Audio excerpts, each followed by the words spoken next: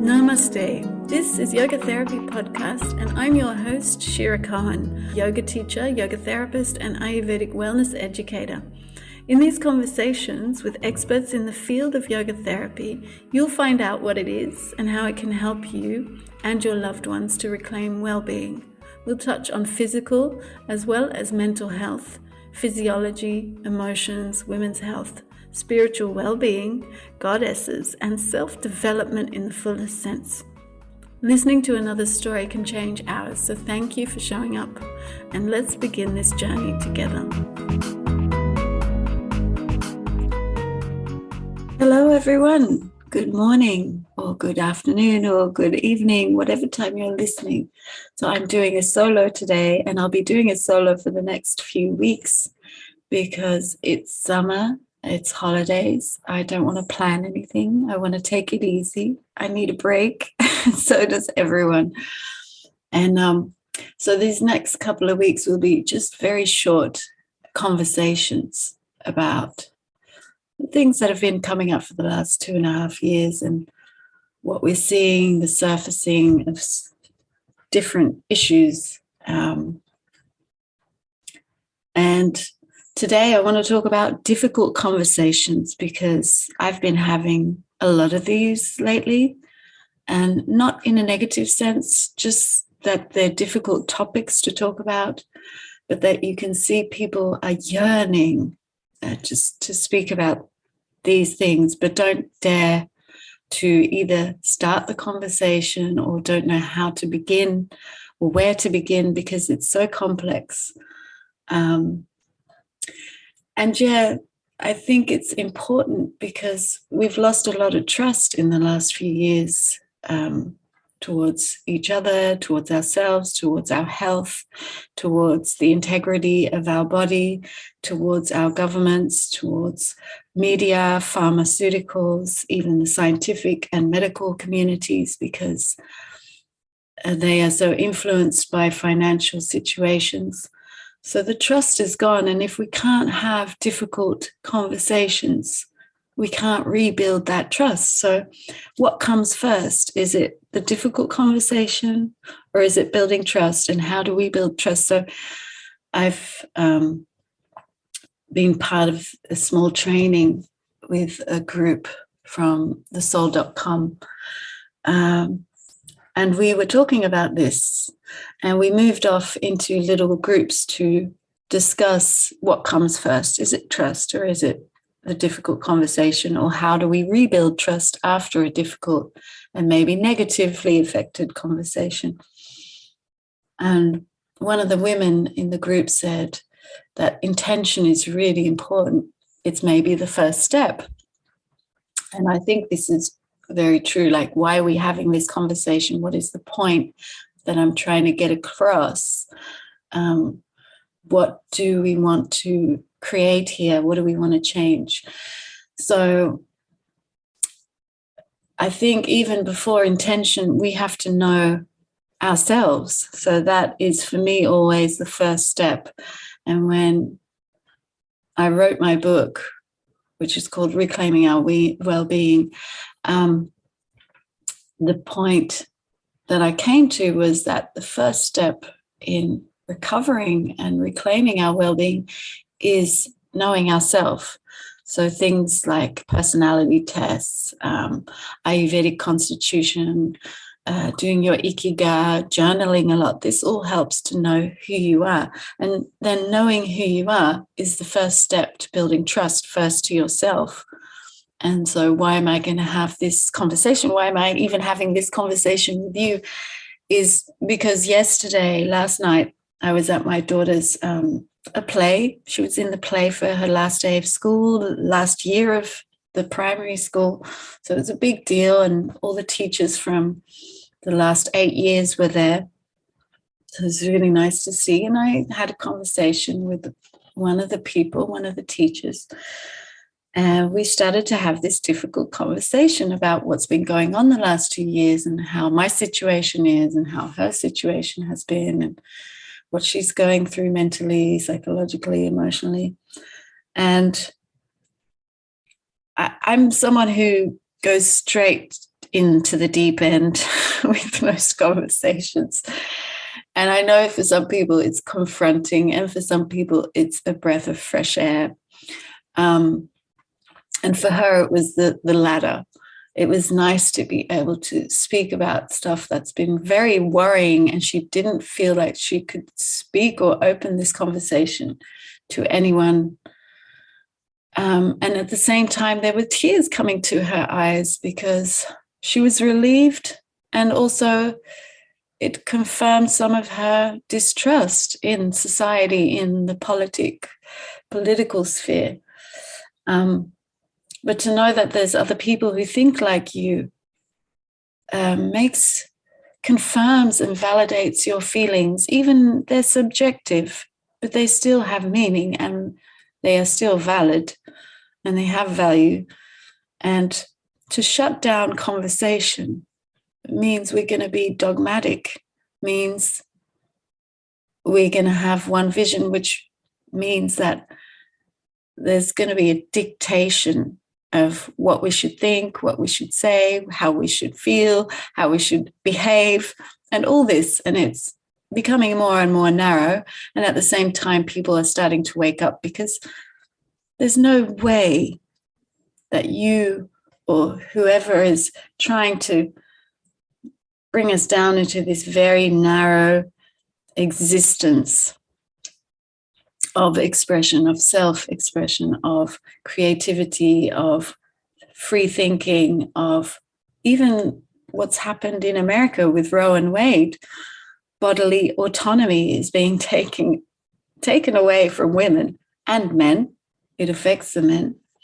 So all these things that are coming up, we need to talk about them.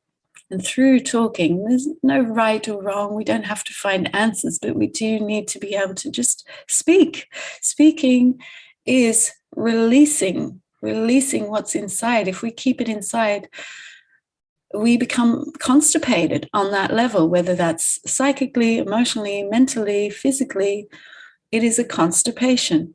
So we need to be able to express ourselves freely. This is so important for trust and for knowing where everyone else stands. And we are allowed to have our own opinions, ideas, subjective thoughts and feelings and expressions thereof. So that is how we build trust, to go into the difficult conversations and speak about these issues. Also, for the COVID vaccine, again, there's this talk about needing to vaccinate children, when it has been proven again and again and again that children do not need the vaccine, and we should be able to choose either way. Nothing should be mandatory either way. I am not pro, I am not against. I am up for free choice, free expression, freedom of our minds.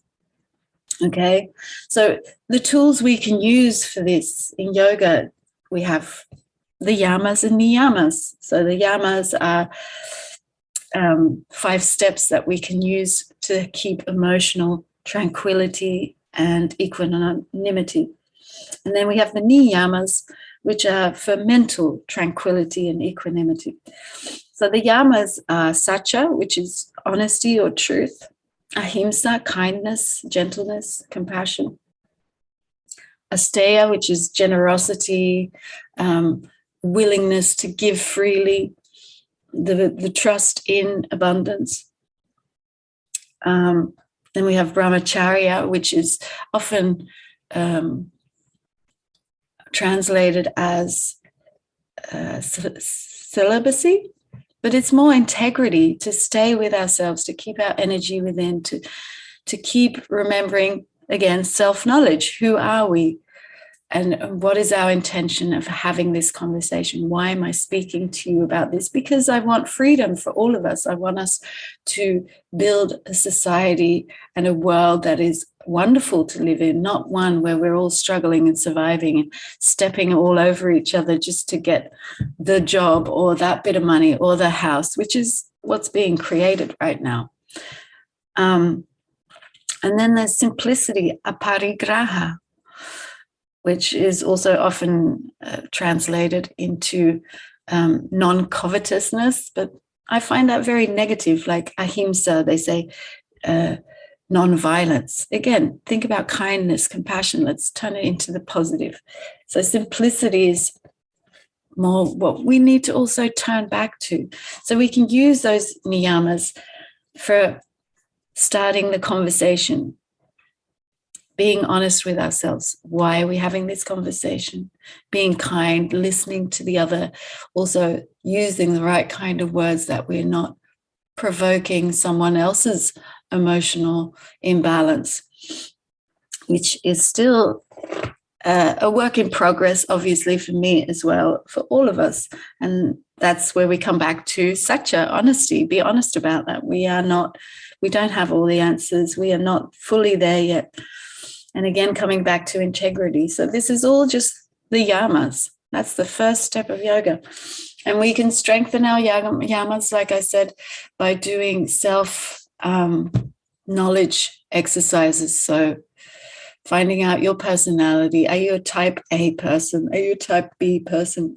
There's even a type C. Are you Kapha, Vata, Pitta in the Ayurvedic constitution? Then you have those 16 personalities.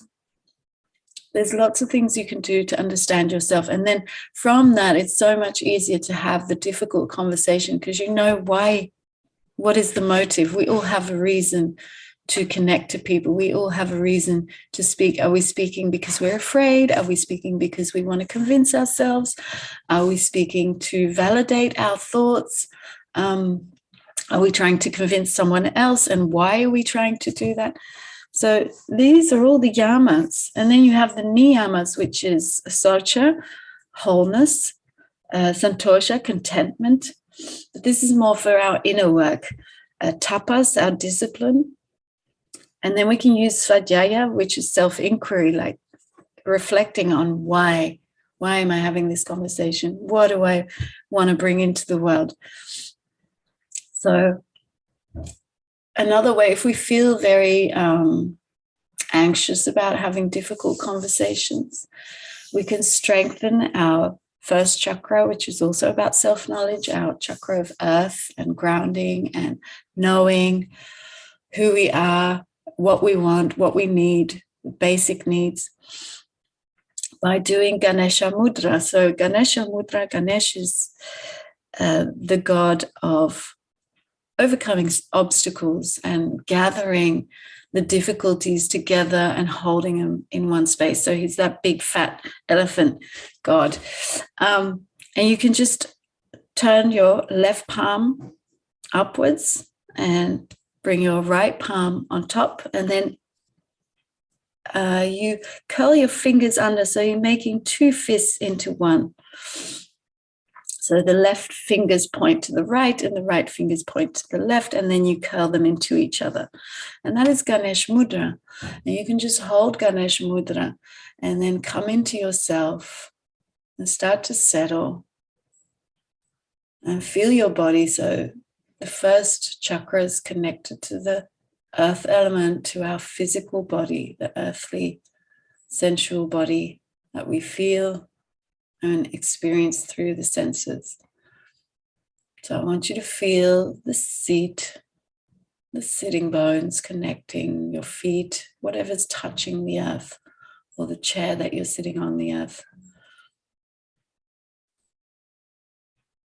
And start to feel your knees, your legs, your hips, your groin, and then feel the pelvic floor and just allow the muscles to relax in the pelvic floor. So notice if you're lifting them up or pulling them up unconsciously usually. And just allow the in-breath to soften the tissues there and let the muscles drop. And then feel your shoulders, your spine, your head resting on top of that pelvic floor. Lengthening just gently upwards with integrity, with wholeness. Thinking of Saucha and Brahmacharya. Stay contained like Ganesh, like the earth element. But at the same time, liberated, free free to express, to be yourself, to have these unique subjective feelings, thoughts, and experiences. And to share them, to have conversation, is to release whatever has come up, whether it's good or bad. So we don't always have to have beautiful, wonderful, nourishing, holistic conversations, especially in the spiritual realm. So Beth Spindler has been having some serious conversations about, let's have real, honest, truthful conversations. And I've had guests on who, after our talk, were disappointed that we didn't go into that realm. And so that's why I'm having this conversation now. And yeah. So holding those hands, feeling your body, coming into yourself, gathering your energy, allowing the mind to settle on the breathing. And just notice the in-breath and follow the entire length of the in-breath. And with the out-breath, feeling and following the entire length, the sensations of that out-breath. And notice the temperature as the breath moves in. And feel the temperature as the breath moves out.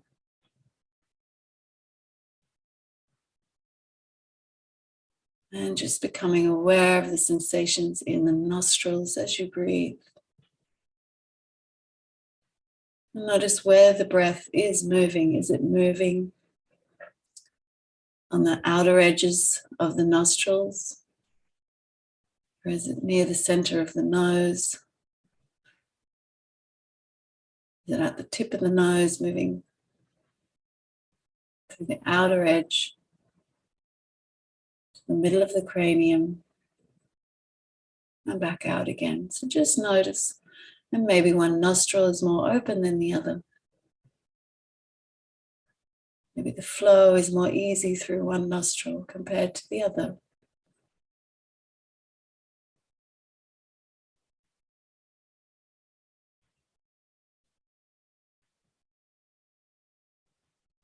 And then feel the earth element in your body. Feel it in your bones. Feel it in the muscles and everything that is heavy in your body. Think about the liver, the brain, the heart, the intestines, your teeth, eyeballs, and just allow all of that to be heavy.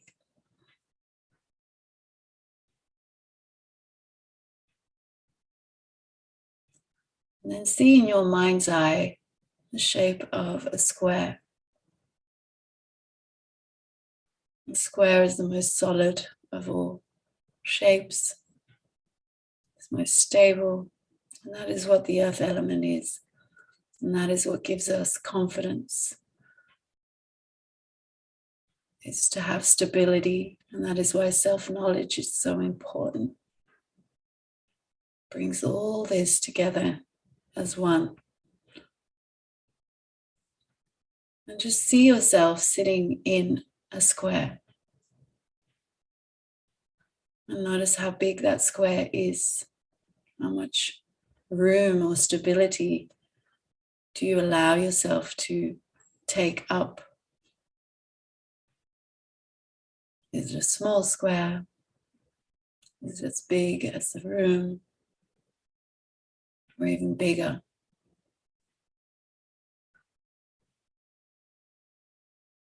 And allow yourself to be held, to be protected, to feel comfortable, confident, safe, and full of trust. Trust in yourself, trust in life, trust in the people and society you live with, your community. Trust in the basic goodness of humanity.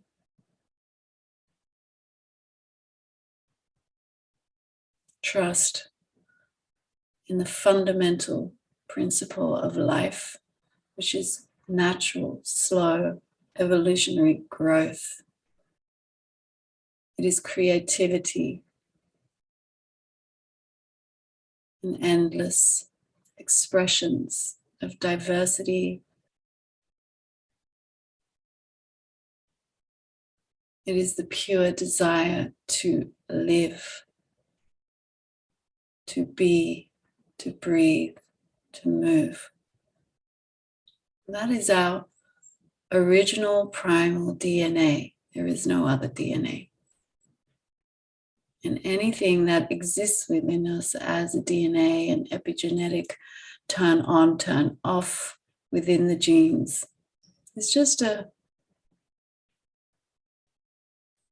straying from our natural original source.